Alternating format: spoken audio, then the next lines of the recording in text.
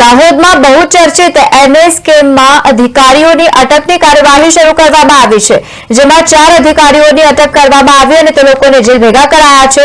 કોર્ટે 6 દિવસના રિમાન્ડ પણ મંજૂર કર્યા છે.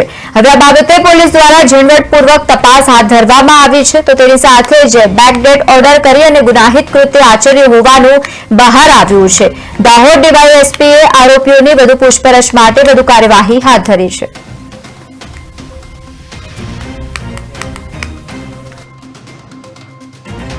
તાજેતરમાં જે નકલી એને લગતના કે નકલી અન્ય હુકમો લગતના જે પ્રકરણ હતું એમાં ટીડીઓ કચેરી દ્વારા ફરિયાદ દાખલ થઈ હતી 112 સર્વે નંબરની, અને ત્યારબાદ વિશેષ સર્વે નંબર મળી આવ્યા હતા.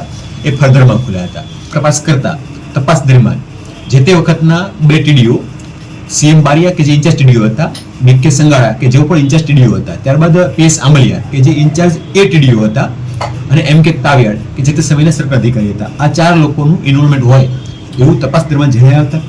એ 4 લોકોની હાલમાં અટક કરવામાં આવેલી છે અને એમને રિમાન્ડ લેવાની પ્રક્રિયા હાલમાં ચાલુમાં છે. તાજેતરમાં જે નકલી એને લગતના કે નકલી અન્ય હુકમો લગતના